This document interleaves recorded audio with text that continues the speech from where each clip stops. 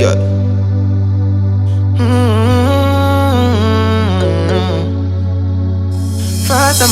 C'est le rendez-vous où nous décortiquons votre parcours, votre actualité. L'excellence, le succès et la réussite.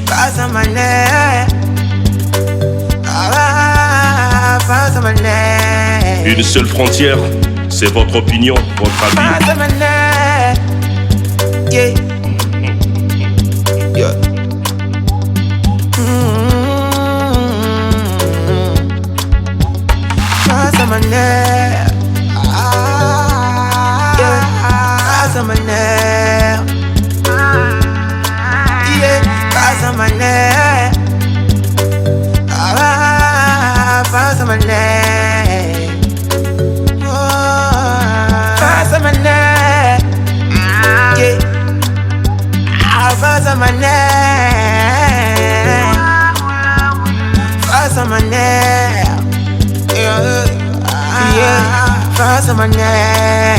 L'icône du 242.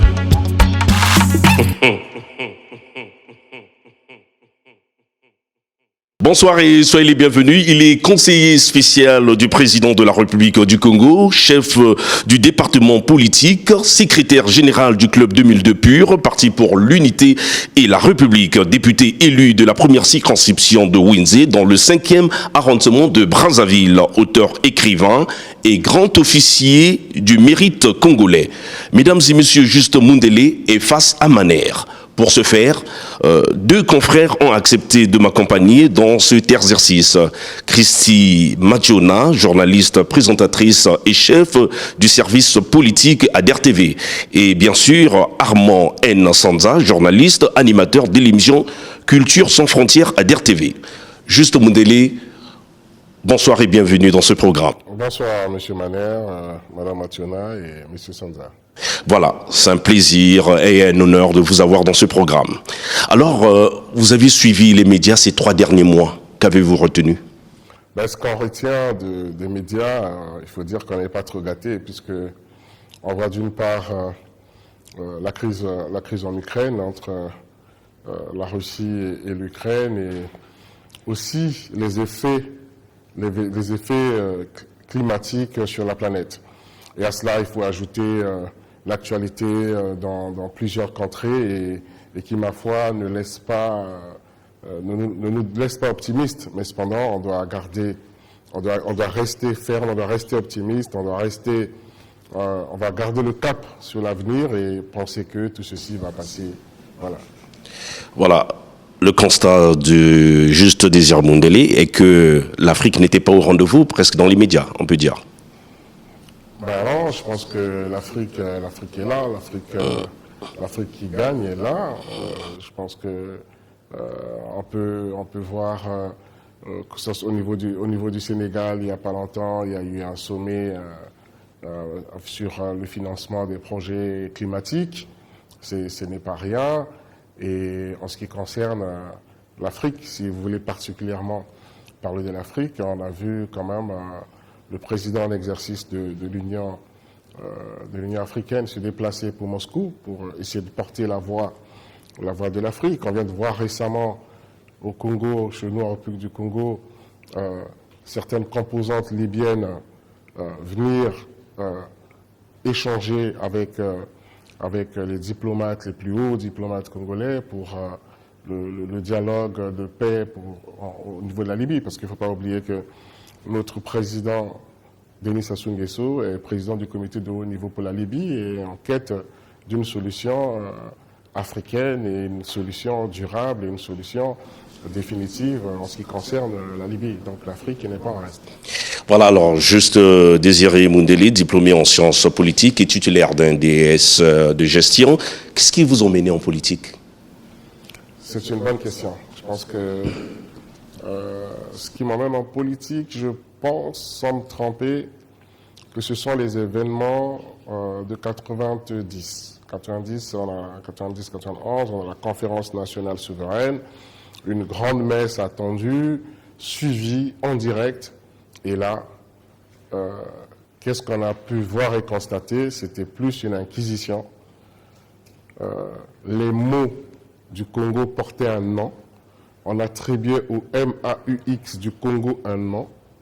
Et donc, toute la classe politique la plus, on va dire, la plus emblématique, puisqu'on avait là dans cette salle les acteurs qui étaient là déjà juste après les indépendances et qui ont participé à l'évolution de la vie politique congolaise, qui était très mouvementée.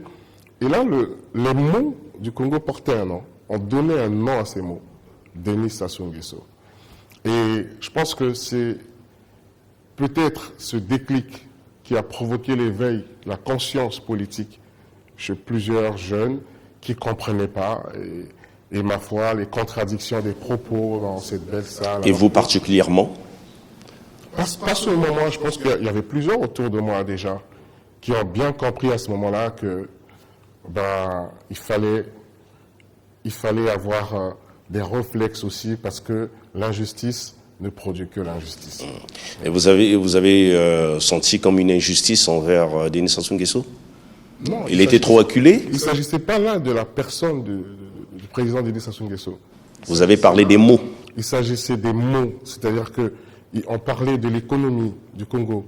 Voyez-vous, on a pu voir des acteurs économiques, des acteurs politiques penser que des années après les indépendances, le problème économique du Congo s'appelait Denis Sassou Nguesso. On a pu voir là que toutes les tragédies que le Congo a connues depuis les indépendances, je pense même qu'avant que le président Sassou ne soit au pouvoir, au pouvoir, où elle devienne un acteur, mais se portait déjà le nom de Denis Sassou Nguesso. Mais ce fut, je pense, je n'ai pas été le seul, mais je pense, parce que moi j'ai un baccalauréat à série D, à la base je rêvais faire la médecine, voyez-vous, et j'avais une inscription dans une faculté à l'étranger pour aller faire médecine. Mais ça m'a un peu dérouté, parce que je crois que je ne suis pas seul dans le cas, ça a dérouté plusieurs, et lorsqu'on voyait on écoutait des gens qu'on respectait, que pour certains, j'ai pas envie de dire qu'on déifiait, mais qui forçaient le respect, lorsqu'on les voyait passer à la chaire, tenir des propos à la conférence, à un moment donné, on se disait non, il y a quelque chose qui ne va pas. Mais ça a suscité l'éveil de beaucoup de jeunes, pas seulement... Et c'est là que vous avez décidé d'être acteur? Non, je ne pense pas. C'est un processus. Je pense que ça a pris un peu de temps. Et je pense que je décide vraiment de devenir acteur en 2002. Ah d'accord. En 2002, Plusieurs années après. Entre 2000 et 2002, parce qu'entre 2000 et 2002, je suis à l'étranger. Je suis avec un aîné, le révérend pasteur Wilfried Nguesso. Et là, dans ce pays où nous nous trouvons en Europe, nous avons des doléances.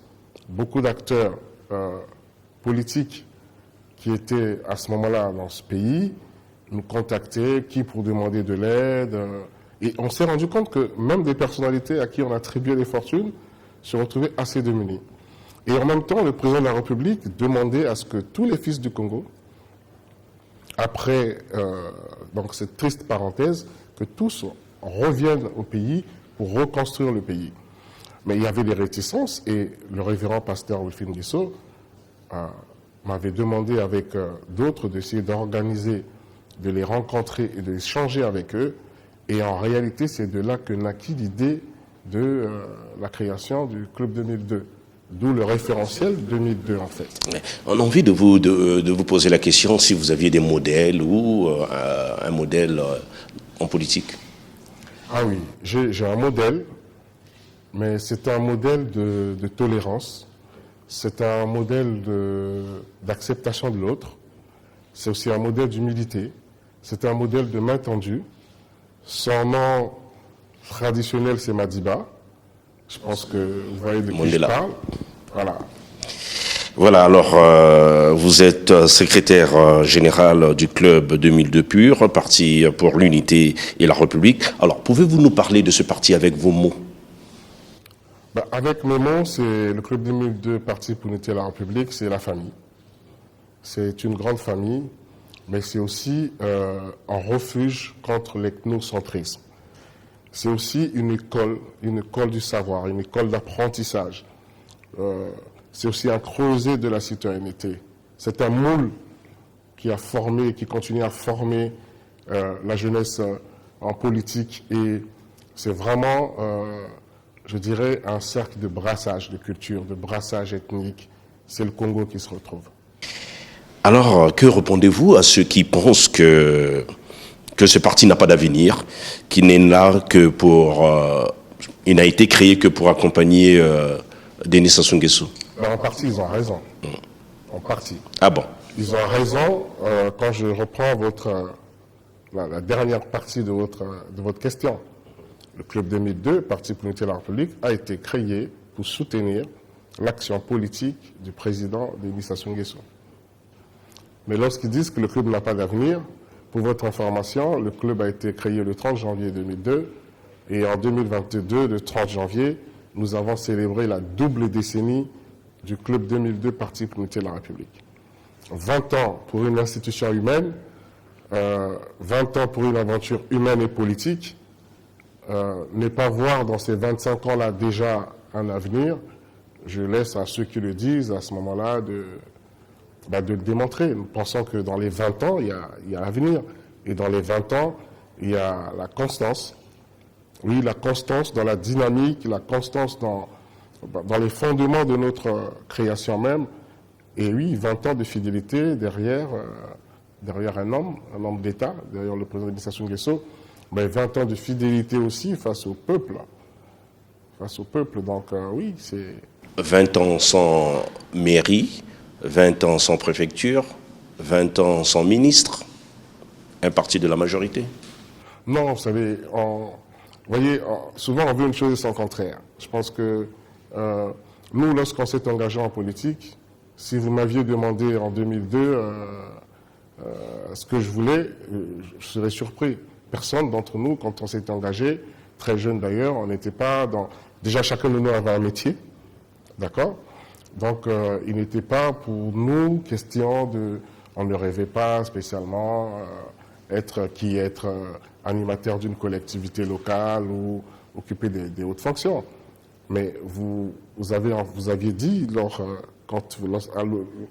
vous avez commencé l'émission, que vous aviez en face de vous le conseiller spécial du président de la République. Donc, vous voyez bien qu'on a fini aussi par occuper certaines autres fonctions. Et je pense qu'on a eu l'occasion, certains de nos frères, nos camarades, ont eu l'occasion de s'exprimer.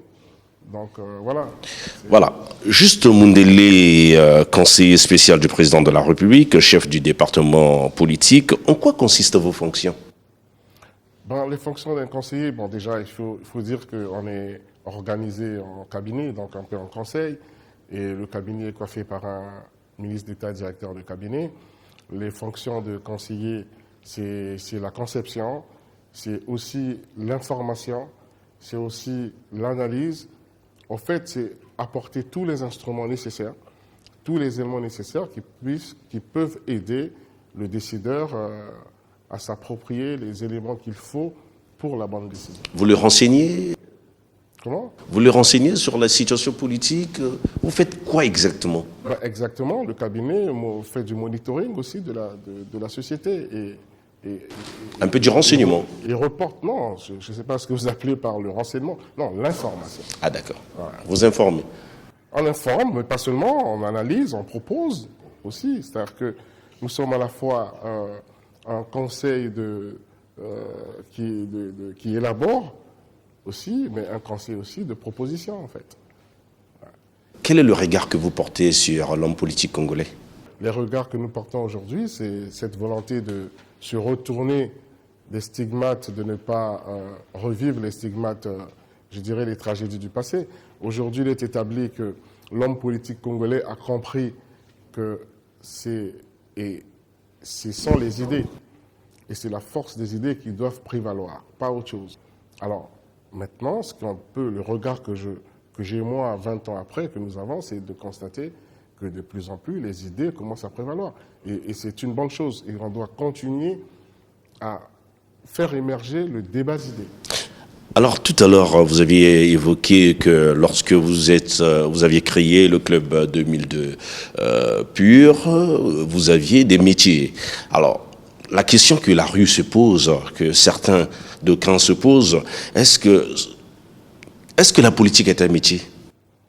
Non, je pense que, vous savez, c'est cette question, vous voyez la question que vous posez, déjà en 1900, je crois 1910 ou 20, Max Weber posait la problématique de la professionnalisation du politique, sinon de la politique.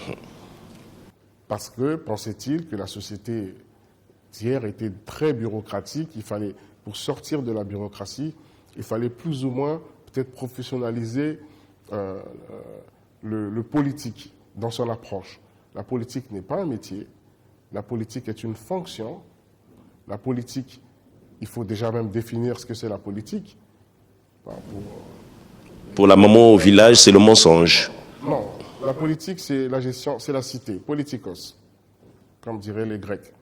Politikos, c'est la cité. Donc, quelque part, la fonction politique donc, vous emmène, c'est un sacerdoce, vous emmène à servir l'autre. En gros, c'est de servir le citoyen. Donc, on n'en fait pas un métier, mais par contre, on en fait une démarche, un canal, à travers ses idées, ses projets, de transformer, sinon de tenter d'apporter positivement ce qu'on a comme acquis pour aider le citoyen. Alors ça, c'est pour la forme. D'aucuns pensent que la majorité au pouvoir au Congo font de la politique comme un métier. Ils rentrent en politique sans qualification. Ils rentrent en politique pour assurer les arrières, pour s'enrichir. D'où quelqu'un qui a dit dans cette émission, bon, avant c'était célébrité, aujourd'hui face à manière, mais qui a dit face à moi que faire la politique au Congo, c'est insulter ses diplômes et son intelligence. Que répondez-vous ? Faire la politique au Congo, c'est insulter son intelligence et ses diplômes. S'il est passé à votre émission, c'est un acteur politique, je présume. Donc, si c'est censé insulter par lui-même, c'est autre chose. Moi, de mon point de vue, je prends très au sérieux la démarche politique. Je pense qu'il ne faut pas non plus caricaturer et il ne faut pas que nous-mêmes on dénigre l'action politique. C'est une action noble. Après, comme dans toute société, si les motivations des uns et des autres sont intrinsèques. Chacun sait pourquoi il devient médecin. Vous savez pourquoi, vous avez pris le micro, ainsi de suite.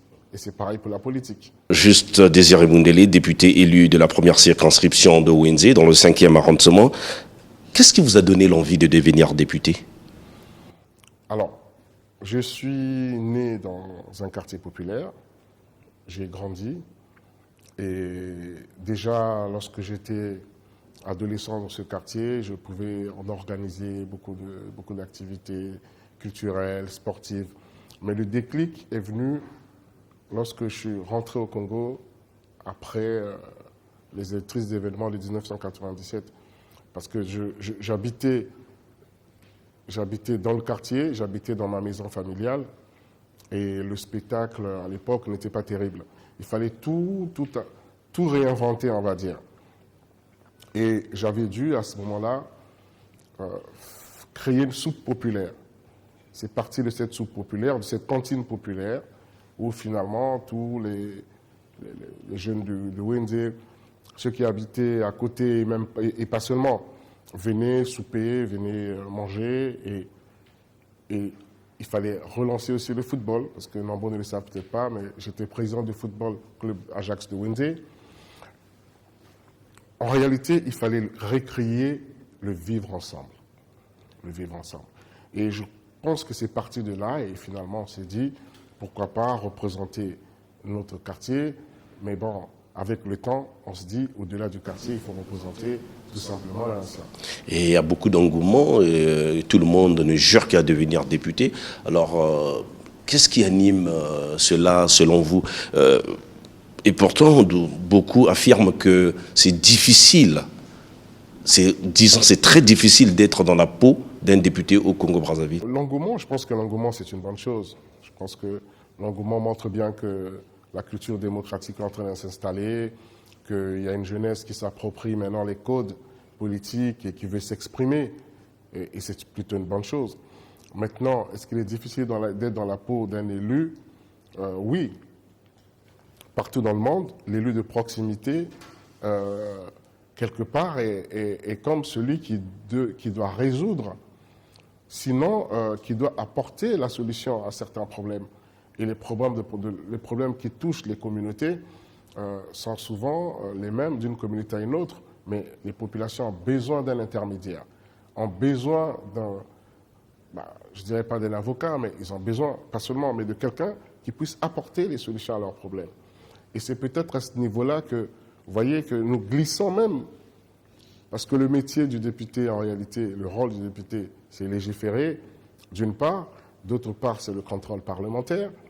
Mais vous voyez bien que si chez nous, le député reste strict dans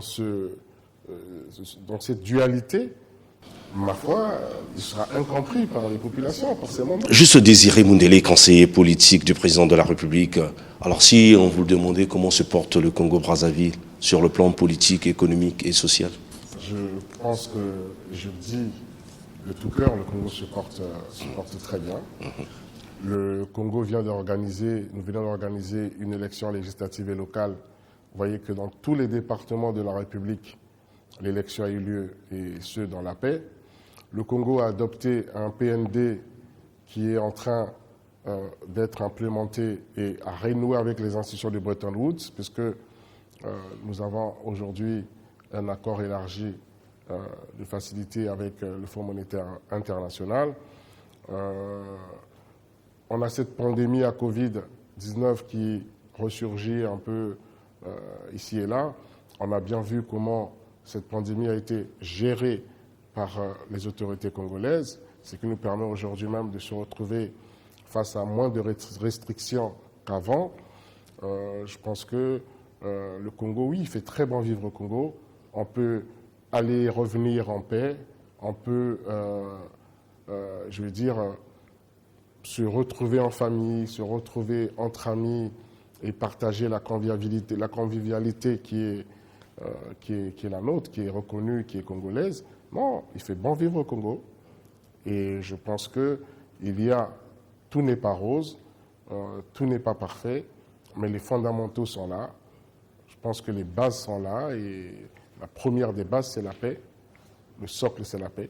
Je l'ai annoncé tout à l'heure, nous avions sur ce plateau Christy Mationa qui a bien voulu nous accompagner pour être face à notre invité, Christy Mationa, qui est journaliste, présentatrice et chef du service politique à DER-TV. Alors, sur la question du processus électoral, je ne sais pas s'il a eu une question sur ce processus, déjà pour entrer le regard en général que le candidat porte sur le processus électoral au Congo-Brazzaville. Alors, Monsieur Juste Moundélé, bonjour. Madame Mationa, bonjour. Conseiller politique du chef de l'État, aujourd'hui l'actualité reste dominée par l'organisation des élections législatives et locales dans le pays. D'abord, je voudrais savoir quelle lecture faites-vous sur le déroulement de ces élections en République du Congo? Alors, avant de parler du déroulement des élections en République du Congo, il faut parler, je pense, faire l'historique de la gouvernance électorale en République du Congo. Voyez-vous, depuis un certain temps, le Congo a innové. Le président de la République, son Excellence, M. Denis Sassou Nguesso, a innové pour pallier aux conséquences souvent néfastes du conflit électoral. Il a initié, à la veille de chaque consultation électorale, une concertation politique inclusive et qui devait faire évoluer, donc faire que l'organisation des élections soit consensuelle. Il y a eu déjà plusieurs rounds, on va dire, plusieurs départements, Evo, Sibiti, Dolezi, Brazzaville, Madingu, et il y a eu plus récemment Oando. Ce qui en ressort, c'est qu'aujourd'hui, en République du Congo, la CNI est paritaire, c'est un fait. Il est un fait aussi que le bulletin unique est aujourd'hui utilisé en République du Congo. Et aussi rappeler que nous sommes l'un des rares pays où vous pouvez retrouver dans un seul bureau de vote 6 à 7 délégués des candidats, et cela en dehors du fait que les CONEL et les COLEL sont déjà paritaires, puisque les composants sont représentés, à savoir la majorité présidentielle, la société civile, l'opposition et le centre. Alors, pour répondre à votre question, il faut saluer donc l'organisation des élections et le fait que les élections se soient déroulées dans la paix et les élections se soient tenues sur toute l'étendue de la République. J'insiste là-dessus.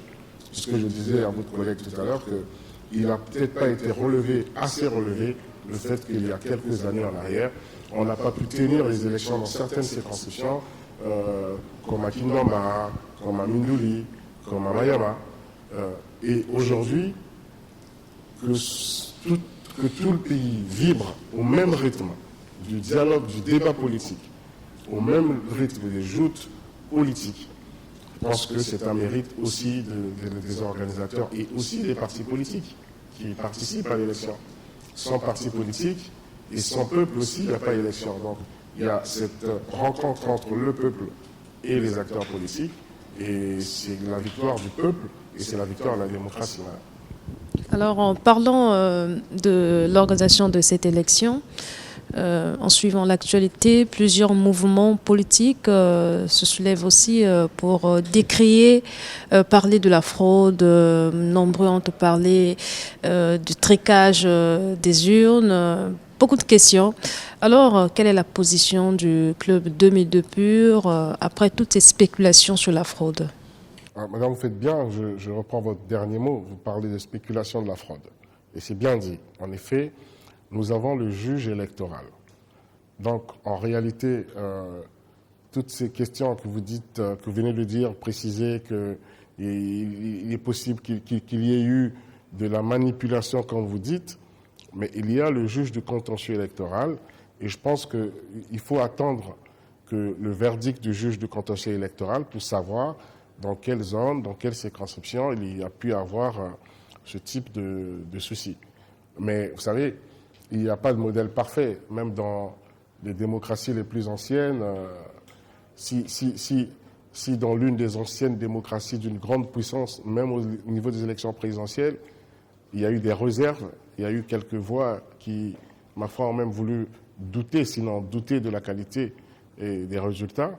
Je pense que nous, 3 décennies après d'être entrés à l'ère démocratique, c'est sûr que on ne peut pas avoir un modèle parfait. Mais il y a le juge du contentieux électoral, une fois de plus, qui dira son verdict sur tel ou tel contentieux et qui sera porté à sa table. Monsieur Justin Mondele, outre l'organisation des élections dans le pool, qui est une avancée cette fois-ci, puisque les années écoulées, il n'y en a pas eu, quel autre principe de qualité qu'a rempli ce processus électoral? Le principe de qualité, je dirais le label congolais, c'est le consensus autour de l'organisation des élections. Ce consensus est indéniable. Je pense que même les observateurs étrangers ou simplement les personnes étrangères vivant en République du Congo ont pu le constater. C'est ce consensus dans l'organisation, dans les actes préparatoires et dans l'organisation des élections qu'il faille saluer. Alors, Monsieur Justin Mondele, beaucoup de candidats de la majorité présidentielle où vous êtes alliés ont été, je peux dire, agressés, menacés sur le terrain pendant le déroulement de ces élections. Qu'est-ce que cela vous inspire? Je parlais tout à l'heure de la passion qu'on peut observer lorsqu'il y a des élections à plusieurs circonscriptions. Vous voyez, l'élection présidentielle, c'est une élection à circonscription unique. C'est le pays. Les élections législatives et locales couplées, vous avez à la fois donc ceux qui concourent pour aller siéger dans la Chambre basse, mais vous avez aussi l'ensemble des collectivités territoriales. Donc ceci peut expliquer cela. Mais on ne devrait pas le faire comme ça. C'est-à-dire qu'on ne devrait pas l'accepter. Le débat doit rester un débat d'idées, strictement un débat d'idées, et il est donc de la responsabilité de tous les acteurs politiques et même les acteurs de la société civile de continuer à poser la problématique du débat d'idées parce que finalement, c'est l'offre politique, c'est le projet politique qui compte et non, quelques tensions autres que liées au débat d'idées. Est-ce que cela ne vous interpelle pas sur la façon dont l'homme politique définit ses relations avec le peuple? Alors là, il faut peut-être être précis parce que la définition des relations entre l'homme politique et le peuple, vous posez là une question doctrinale, c'est toute une doctrine. Est-ce que c'est Demos Kratos, pouvoir du peuple, par le peuple, pour le peuple? Les règles du jeu, en réalité, sont définies. Parce que le peuple, il est à la fois acteur, mais il est aussi juge. Le peuple transmet provisoirement, il ne donne que provisoirement son mandat. Les élus ne sont que des mandataires. Le mandant, c'est le peuple. Alors, lorsque je parlais justement de certains candidats qui ont été agressés sur le terrain, qui sont membres de la majorité présidentielle, vous êtes aussi parti allié à la majorité présidentielle. Lorsque ces genres de réactions surviennent sur le terrain, est-ce que cela ne vous interpelle pas, vous, la façon dont vous définissez vos relations, vos majorités présidentielles avec le peuple sur le terrain? Je veux dire, la violence politique, nous, on la condamne sous toutes ses formes. C'est-à-dire qu'il ne s'agit pas seulement de le fait qu'il y ait eu quelques candidats de la majorité qui aient pu être agressés ou même de l'opposition. Non, la question ici, fondamentale, c'est il faut revenir quelle est la philosophie même de la démarche politique, si ce n'est que le débat d'idées. Parce qu'en réalité, les candidats qui se retrouvent dans la même circonscription viennent pour proposer une offre. Il y a une clientèle politique. Pour parler en termes de sciences politiques, il y a une clientèle politique. Chacun vient comme pour présenter la meilleure offre, qui n'est pas économique, qui est une offre politique. Cette offre peut être contenir à la fois dans ses paradigmes des segments sociaux, économiques, culturel. En réalité, on vient dire au peuple que je suis le meilleur. Et pourquoi suis-je le meilleur? Mais ça ne peut pas être traduit par la violence, ni par les potentiels élus, et encore moins par le peuple qui devrait faire un choix sur la base, une fois de plus, de ses offres politiques. Aujourd'hui, verdict prononcé, est-ce que le peuple congolais devra croire à ces résultats? Madame, le processus s'est très bien passé. Je rappelais ici et vous l'avez vous-même salué d'ailleurs, le processus s'est très bien passé. Et je vous rappelais qu'il y a un juge du contentieux électoral. C'est-à-dire que c'est toute une organisation. Vous avez d'une part les actes préparatoires, vous avez la tenue effective des élections, mais ça ne s'arrête pas là. Vous avez la proclamation donc, des résultats, mais vous avez ensuite une saisine possible et probable du juge du contentieux électoral. Et croyez-moi, c'est une chambre compétente. Et vous avez même aussi la chambre administrative qui peut aussi intervenir. Donc, le mécanisme juridique est en place pour faire en sorte que tout ce qui n'a pas été bien fait sur le terrain, tout ce qui ne relève pas de la simple expression démocratique, soit sur la table de juge, quel que soit le niveau, et en fonction du niveau plutôt du contentieux observé. Merci beaucoup. Alors, honorable, dans un autre chapitre, beaucoup d'observateurs ont apprécié votre campagne électorale, ont loué la manière dont vous aviez fait votre propagande. Vous aviez mené une propagande de proximité en sillonnant les ruelles, les avenues et même ce qui a marqué l'opinion publique. Vous avez commencé votre campagne en organisant une marche sportive. Et alors, les citoyens, les gens que vous avez côtoyés, qu'avez-vous retenu? Je vais commencer par remercier la population, le peuple de Wenze qui nous a accompagnés, et aussi nos alliés, le Parti congolais du travail et les autres alliés. Ce que je retiens de cette campagne, l'un des moments les plus importants pour moi fut l'échange que j'ai eu avec les mandants autour du bilan. Je suis partisan du bilan qu'on doit présenter et débattre dessus parce que nous sommes une société de l'oralité. Ce qui est fait il y a 2 mois, on peut 2 mois plus tard l'oublier. Il est très important d'écrire et je suis partisan de ceux qui aiment écrire et qui opposent l'écriture à l'oralité, mais et aussi qui permettent à ce qu'il y ait un débat et un échange d'idées. Vos confrères ont assisté à ce débat avec les mandants autour du bilan. Pour moi, ce fut un moment très important. Oui, nous avons marché.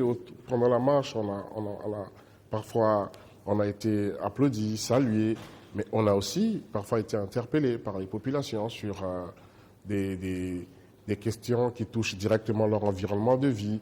Ça peut être la qualité de leur rue, ça peut être simplement vouloir faire un petit commerce. Ça peut être, donc, c'est des moments d'échange vrais où la population vous dit ce qu'elle pense en vous disant oui, vous voyez, vous marchez là, mais bon, en saison des pluies, il y a des flaques d'eau. Il peut aussi vous dire que la qualité de notre marché, on souhaiterait avoir un peu plus de moyens pour. Donc, si vous voulez, c'est aussi des moments d'écoute. Une campagne électorale, pour nous, c'était un moment à la fois festif, un moment de rencontre, mais aussi d'échange et d'écoute. Parce que ce qui est dit, c'est l'occasion pour la population de s'exprimer, de vous dire aussi ce qu'elle pense. Et ma foi, le bilan, tout ne peut pas être parfait. Et qu'est-ce qui vous a marqué particulièrement? Qu'est-ce qui revenait le plus? Ce qui m'a marqué particulièrement, c'est l'engagement des mamans. Des mamans, surtout du troisième âge. Je vais vous faire une confidence. J'ai eu un groupe je vais en parler là, je demande qu'elle m'excuse déjà d'avance. J'ai eu à la veille de la campagne des veuves de l'église Fatima qui ont fait une collecte. Pour vous? Ben voilà, par exemple, qui ont fait une collecte et le jour, ils ont cherché à me rencontrer et les jours où je les ai retrouvés, elles m'ont dit nous, on a cotisé, on a fait nos cotisations pour votre campagne. Ce jour-là, vos confrères de la presse étaient présents. J'ai dû demander à vos confrères de partir parce que j'ai du mal à contenir mes émotions. C'était tellement fort de voir ces mamans, ces veuves, parce qu'elles sont veuves et pour la plupart de troisième âge, qu'elles aient pris le temps de faire des collectes. Et je ne vous donnerai pas le montant parce que ce n'était pas non plus un petit montant par rapport à leurs activités. Et elles me disaient, ça c'est notre contribution, mais sachez que par ailleurs, nous prions pour vous tous les jours, mais ça c'est notre contribution. Lorsque vous avez un tel acte, vous ne pouvez pas l'oublier.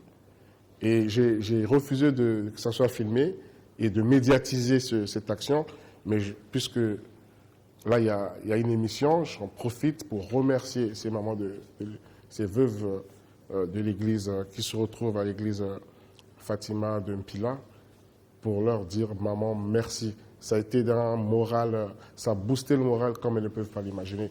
Mais il y a beaucoup de choses que j'ai retenues pendant cette campagne. Oui, on comprend que c'est une grande expérience que vous avez partagée avec vos mandants. Le social vous a toujours caractérisé. Vous êtes toujours ici et là sur plusieurs fronts, sur le plan social, éducatif.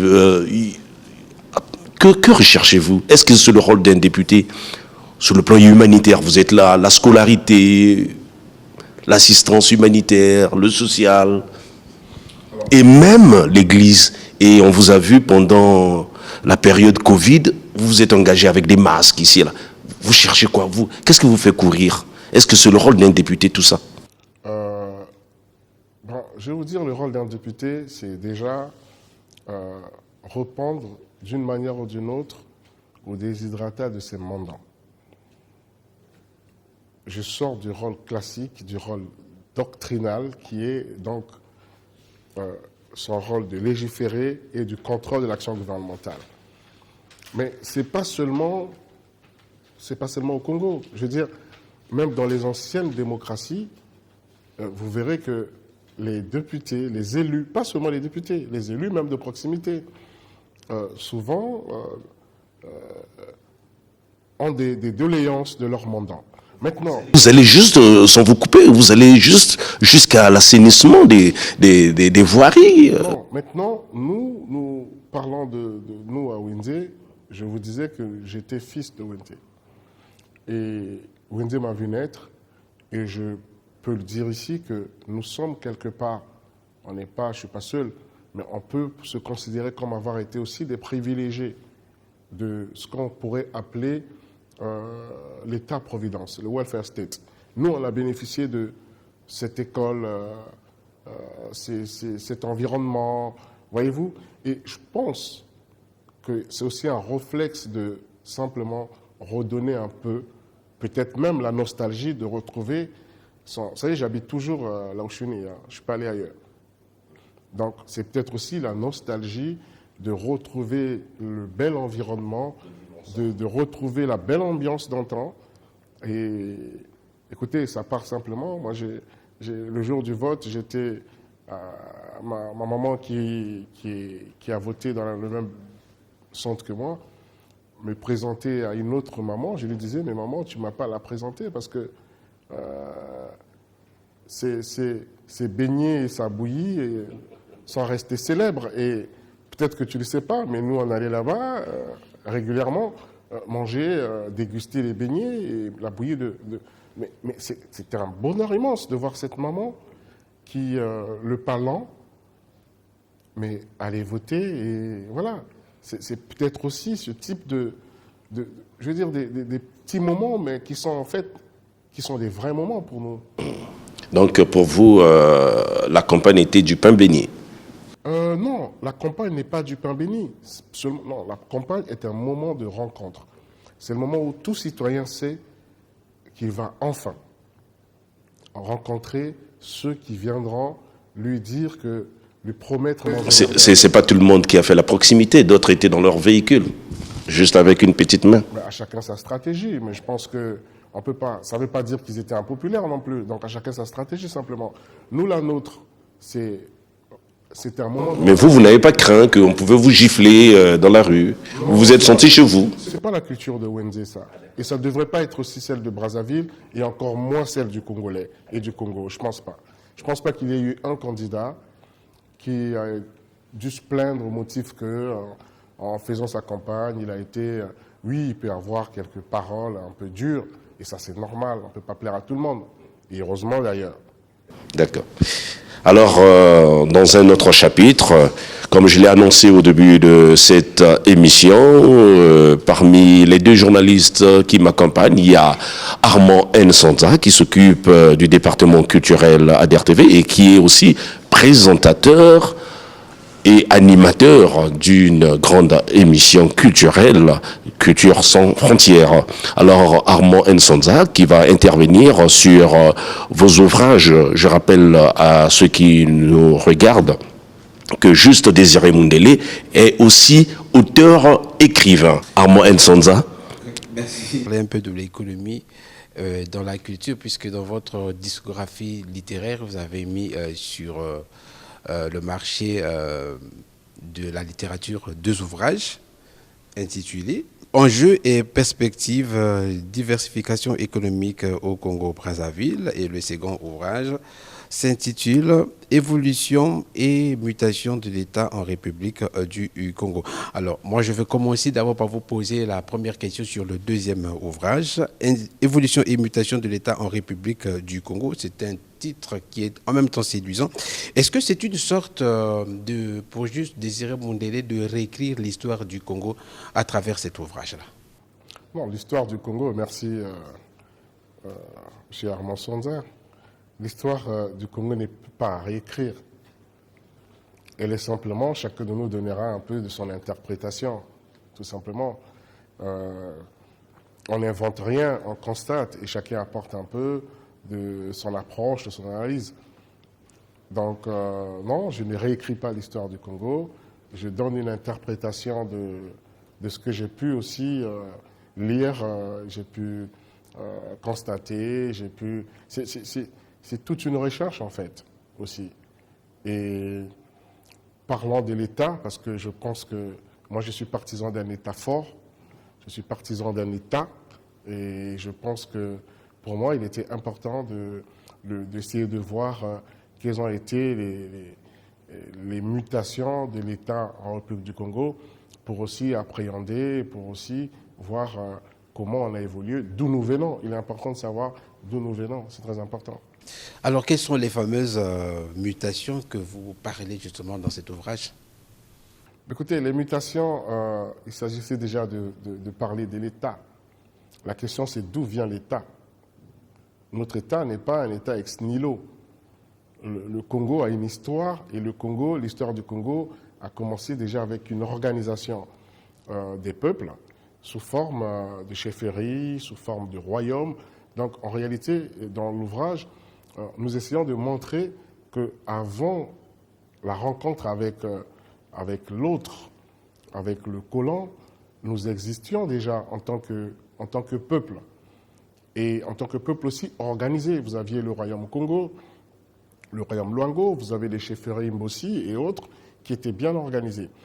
Seulement, il y a la découverte, entre guillemets, de l'embouchure du Congo en 1482 par Diego Cao. Et de cette rencontre, vous savez, de la rencontre des civilisations, jaillit aussi beaucoup de choses. Et on a commencé à voir se développer une diplomatie, des rencontres, puisqu'il va y avoir un échange entre le roi Congo, diplomatique j'entends, le roi Congo et le royaume de Portugal, mais il y a aussi, il y a eu aussi, hélas, ce marché triangulaire. Et la période post-coloniale, post-marché commerce triangulaire, mais on a de Brazza, donc la rencontre avec la France, avec des Brazza et ses partisans, ou ceux qui l'accompagnaient, de Chavannes et autres, de Brazza. Donc l'État du Congo, en réalité, vient d'une espèce d'assemblage des proto-États, mais avec l'évolution des lois françaises qui partent, on part des lois coloniales jusqu'à ce qu'il y a eu cette Seconde Guerre mondiale, et avec l'évolution en 1956 des lois des fers, avec la proclamation de la République du Congo en 1958, avec l'indépendance du Congo en 1960, avec plusieurs régimes qui se sont succédés idéologiquement. On a le premier régime qu'on pourrait dire régime démocratique déjà, puisqu'on a eu une parenthèse quand même d'un régime démocratique. On a en 1963 une nouvelle étape de notre vie politique, et de 63 à 68, on a ces mutations. On va partir de l'idéologie, on va dire capitaliste entre guillemets, aux idéologies de gauche, socialisme bantou, socialisme tout court, marxiste-léniniste. Mais enfin, on va avoir des régimes comme des régimes d'exception et des nouvelles constitutions. On en a eu peut-être une douzaine, si je prends aussi les actes fondamentaux.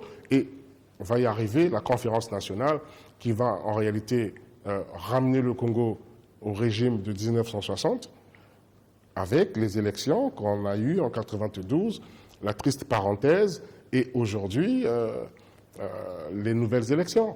Donc, c'est ces processus-là.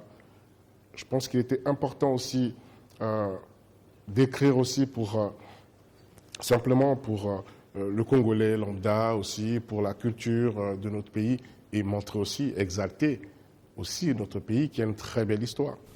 Alors, dans Enjeux et perspectives, vous avez parlé de la diversification de l'économie du Congo-Brazzaville.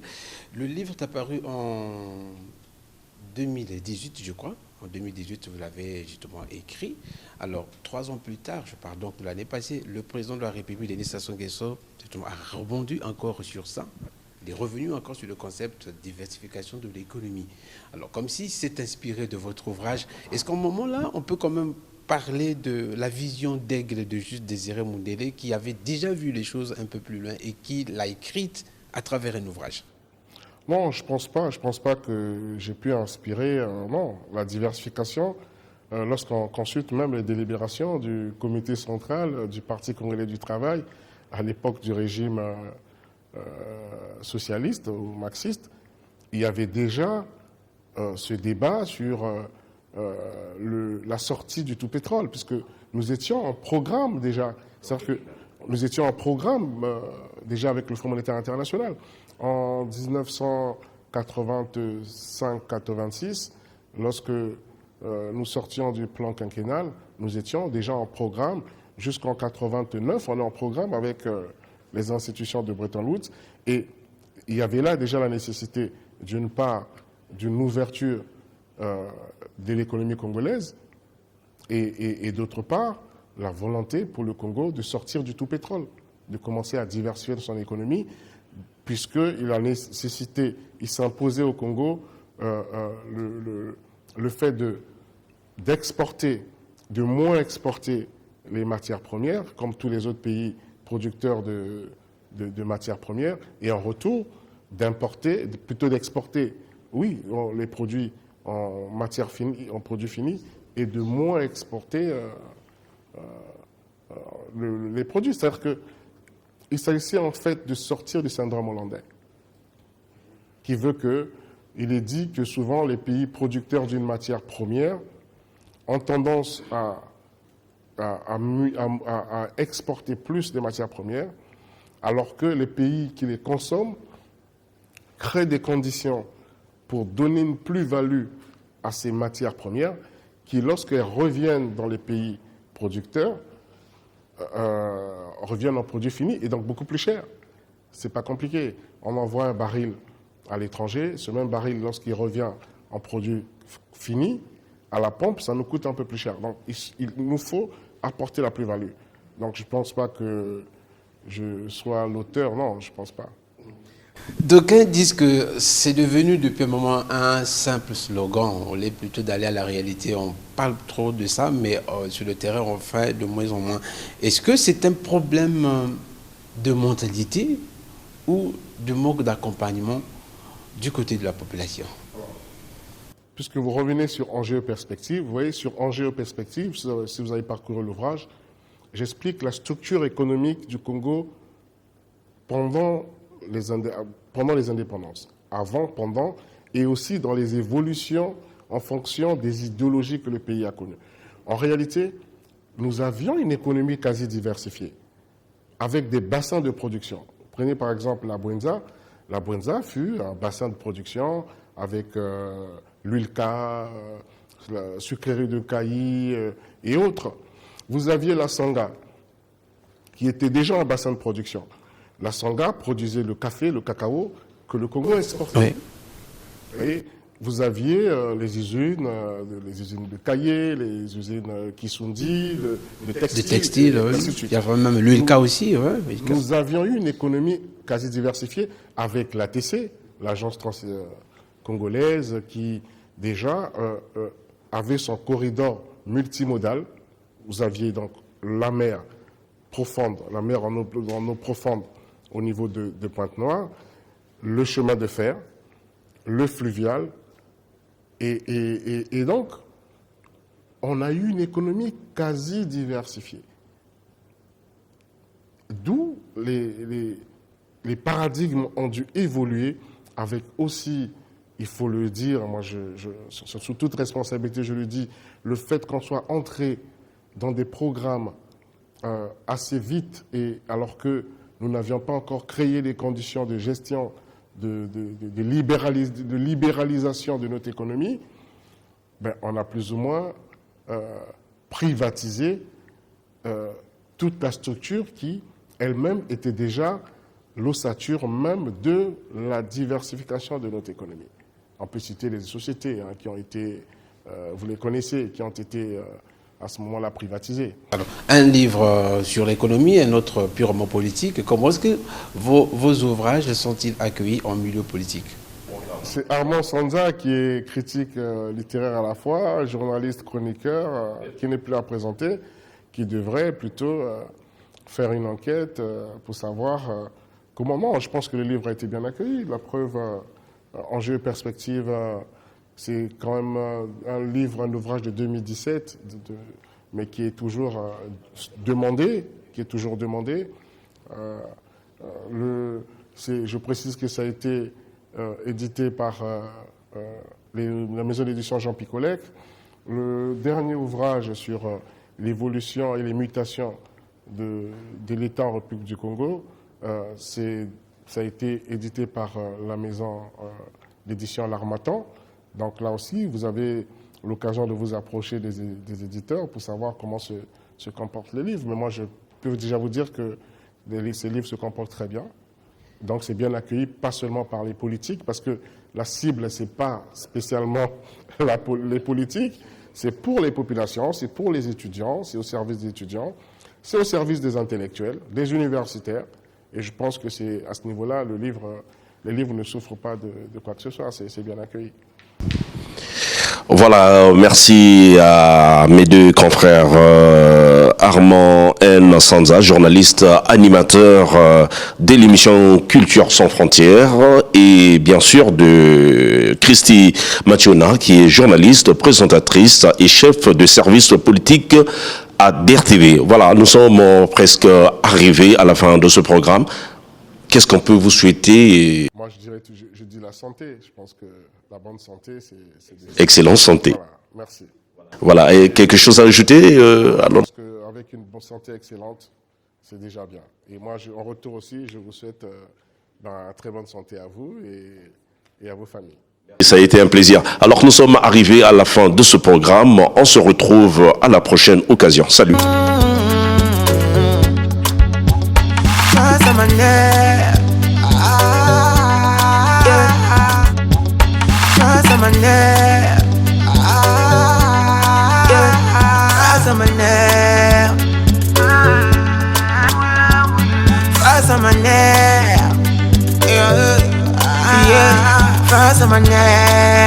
L'icône du 242.